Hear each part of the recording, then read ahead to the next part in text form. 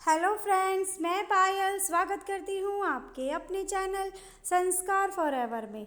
Friends, आज मैं जो वीडियो लेकर आई हूँ उसका शीर्षक है रमा एकादशी। रमा एकादशी दिवाली के 4 दिन पूर्व पड़ने वाली कार्तिक मास के कृष्ण पक्ष की इस एकादशी को लक्ष्मी जी के नाम पर रमा एकादशी कहा जाता है। इस दिन भगवान विष्णु के पूर्णावतार कृष्ण जी के केशव रूप की पूजा आराधना की जाती है। इस एकादशी का व्रत करने से जीवन में वैभव और अंत में मोक्ष की प्राप्ति होती है। फ्रेंड्स, वीडियो को आगे बढ़ाने से पहले अगर आपने मेरे चैनल को अभी तक सब्सक्राइब नहीं किया है तो प्लीज़ मेरे चैनल को सब्सक्राइब कीजिए, बेल आइकन के बटन को ज़रूर प्रेस कीजिए ताकि मेरी आने वाली सभी वीडियोस की नोटिफिकेशन आपको आपके फ़ोन पर मिल सके। तो चलिए देर ना करते हुए शुरू करते हैं हम अपनी आज की वीडियो। धर्मराज युधिष्ठिर ने कहा, हे केशव, कार्तिक कृष्णा एकादशी का क्या नाम है, इसके व्रत की क्या विधि है और इसके करने से क्या फल प्राप्त होता है, सो आप विस्तार पूर्वक सुनाइए। भगवान श्री कृष्ण बोले, हे राजन, कार्तिक के कृष्ण पक्ष की इस एकादशी का नाम रमा एकादशी है। यह बड़े बड़े पापों को नाश करने वाली और असीम वैभव देने वाली है। शास्त्रों में वर्णित इसका महात्म मैं तुमसे कहता हूँ, सचेत होकर सुनो। प्राचीन काल में मुचकंद नाम का एक राजा था। उसकी इंद्र के साथ गहन मित्रता थी और साथ ही यम, कुबेर, वरुण और विभीषण के साथ भी मित्रता थी। वह राजा बड़ा धर्मात्मा तथा विष्णु भक्त था, न्यायपूर्वक राज्य करता था। राजा मुचकंद के एक कन्या थी जिसका नाम चंद्रभागा था। उस कन्या का विवाह चंद्रसेन के पुत्र शोभन के साथ हुआ था।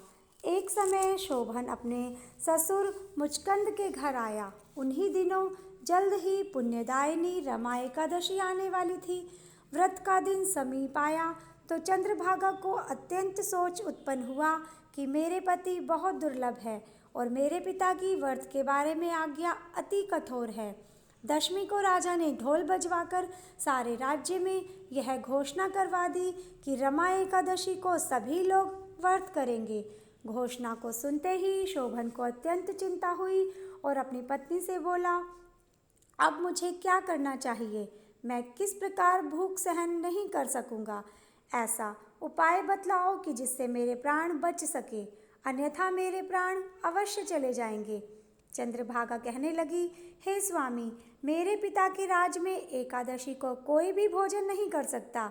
हाथी, घोड़ा, ऊंट, बिल्ली, गौ आदि भी तृण और जल आदि ग्रहण नहीं कर सकते। फिर मनुष्य का तो कहना ही क्या है। यदि आप भोजन करना चाहते हैं तो दूर किसी दूसरे स्थान पर चले जाइए, क्योंकि यदि आप यहाँ रहेंगे तो अवश्य ही व्रत करना पड़ेगा।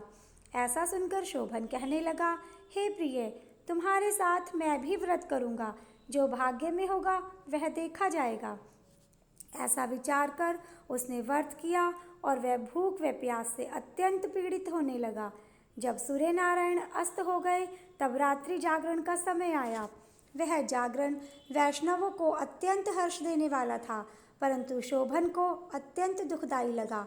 प्रातःकाल होते होते शोभन के प्राण निकल गए। तब राजा ने चंदन की चिता में उसका दाह संस्कार कराया, परंतु चंद्रभागा ने अपने पिता की आज्ञा से अपने शरीर को दग्ध नहीं किया और शोभन की अंत्येष्टि क्रिया करने के पश्चात अपने पिता के घर में ही रहने लगी। रमा एकादशी के व्रत के प्रभाव से शोभन मंदराचल पर्वत पर धन धान्य से परिपूर्ण तथा शत्रुओं से रहित एक सुंदर देवपुर को प्राप्त हुआ। वह अत्यंत सुंदर रतन और वैदुर्य मणि जटित स्वर्ण के खंभों पर निर्मित अनेक प्रकार के स्फटिक मणि से सुशोभित भवन में सिंहासन पर आरूढ़ हुआ। श्वेत चटर और चवर, मस्तक पर किरीट, कानों में कुंडल, कंठ में हार, बाहु में कपूर विभूषित गंधर्व और अप्सराओं से घिरा हुआ ऐसे शोभित होता था मानो अपनी सभा में देवराज इंद्र विराजमान हो। एक समय मुचकंद के नगर में रहने वाला सोम शर्मा नामक ब्राह्मण तीर्थ यात्रा करता हुआ घूमता घूमता उधर जा निकला। ब्राह्मण शोभन को पहचान कर कि यह तो राजा का जमाई शोभन है, उसके निकट आया। शोभन भी उसको पहचान कर अपने आसन से उठकर उसके पास आया और प्रणाम आदि करके कुशल क्षेम पूछने लगा। ब्राह्मण ने कहा, राजा मुचकंद और आपकी पत्नी चंद्रभागा कुशल से है, नगर में भी सब प्रकार कुशल है, परंतु हे राजन, हमको अत्यंत आश्चर्य हो रहा है। अपना वृतांत कहिए कि ऐसा सुंदर नगर जो ने कभी देखा न सुना आपको किस प्रकार प्राप्त हुआ। तब शोभन बोला कि कार्तिक कृष्णा रमा एकादशी का व्रत करने से मुझे यह नगर प्राप्त हुआ है, परंतु यह अस्थिर है। यह सुनकर ब्राह्मण बोला कि हे राजन, स्थिर होने का कोई उपाय हो तो कहें, मैं उसे अवश्य में पूरा करूँगा। शोभन ने कहा, मैंने रमा एकादशी का व्रत अनायास और श्रद्धा से रहित होकर किया था, इसीलिए यह सब कुछ अस्थिर है। यदि आप मुचकंद की कन्या चंद्रभागा को यहाँ वह यह सारा वृतांत सुनाकर कहें तो यह स्थिर हो सकता है।